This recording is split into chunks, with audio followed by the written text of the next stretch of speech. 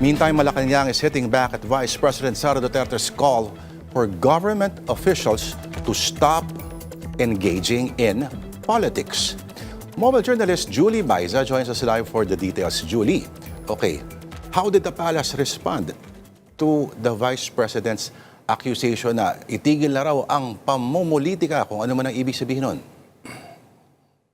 Lord, Malacanang said Vice President Sara Duterte should direct her criticism at her own allies, saying they're the ones engaged in politicking. According to Palace Press Officer Claire Castro, sila raw yung nagpapakalat ng fake news para sirain si Pangulong Bongbong Marcos and the administration. At ang goal, according to Castro, ay para maiupo si VP Sara bilang Pangulo kahit na wala pa raw yung 2028. Ang sabi pa ni Yusek Claire, bakit titigilan yung pagsusulong ng transparency and accountability?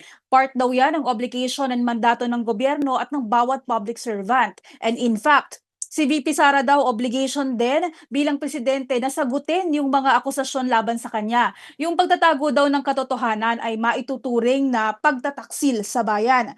Again, Castro emphasized na walang namumulitika dahil ginagawa lang naman yung proseso at nakasaad sa impeachment sa konstitusyon yung pagpapagtupad ng impeachment trial. Si Pangulong Marcos nakatutok daw sa kapayapaan, kaayusan at pagpapaunlad ng bayan. Wala daw patid yung pagtatrabaho ng Pangulo kahit na ang Vice Presidente, according to Castro, ay mas madalas pa raw na nakabakasyon at umalis sa bansa. Ang tanong din niya, ano raw ba yung naitulong ng bise para sa Pangulo, para nga sa kaayusan at pagpapaunlad ng bansa? Yusek Claire said, wala. Lord. Okay, Julie, mukhang sinusundan talaga ni Yusek Castro itong mga proceedings. Pero tatalon muna ako sa tanong tungkol sa hirit ni Mayor Baste Duterte na yung mga hindi raw sumusunod sa ninanais ng palasyo ay paparusahan or magkakaroon ng consequences ang kanilang pagtanggi. Lord, actually yung context kasi ng tanong kay Mayor Baste Duterte ay yung pagkaka-aresto nga dito kay Senador Rodante Marcoleta and kay former Congressman Mike Defensor. Pinalagan niya ng ang tanong daw ng ang tanong ni Yusek Claire dyan sa sinabi nga ni Mayor Baste, ang gusto daw ba nila hindi nakikilos ang gobyerno, hindi na raw ba susundin ang batas at hindi na raw ba hahagbulin at pananagutin yung mga akusado. Ginagamit naman daw sa tama at naaayon sa batas yung kapangyarihan ni PBBM sa ngayon. According to Yusek Claire, hindi raw yan gaya noong nakaraan at maituturing din daw na pag-abuso ay yung pagsuntok sa isang sheriff kahit na ginagawa lang niya yung kanyang tungkulin. Binanggit na rin ng palasyo kung bakit hindi na lang daw sagutin yung mga ipinupukol laban sa mga Duterte at puro pagbintang daw sa administrasyon na pinupolitika sila.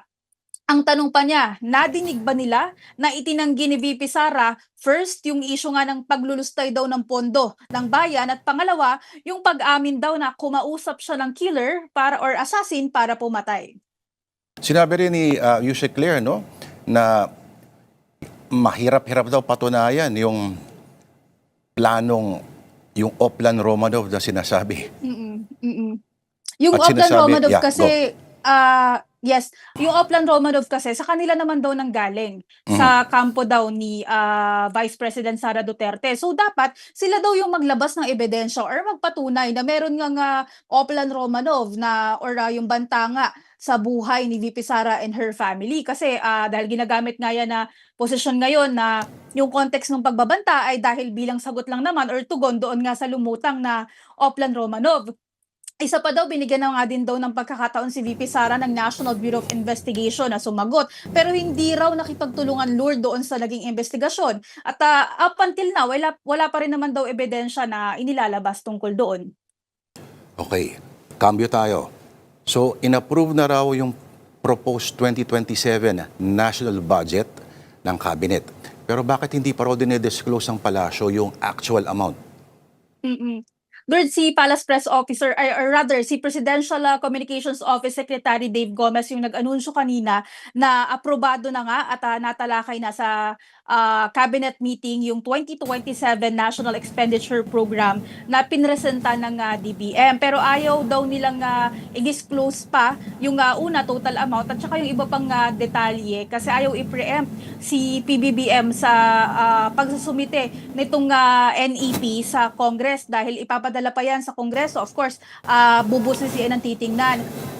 Dahil walang inilabas na detalye, ano nga ba yung mga ilan sa mga asahan natin? Isa sa mga dapat nating tutukan ay kung ibabalik ba yung pondo sa flood control projects, lalo na ngayon nag-uulan, ano? Kasi si PBBM sinabi niya before na magkakaroon pa rin ng pondo lalo na yung mga mahahalagang flood control projects. So, panibagong tututukan, panibagong sisinsinin at iisa-isahin na naman itong mga proyekto sa ilalim nito.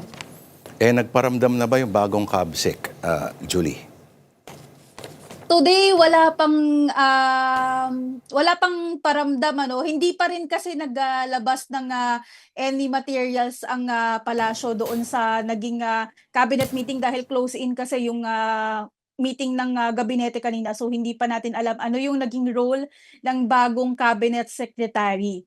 Pero Pero again, alam na lahat umaasa na tayo. umupo na.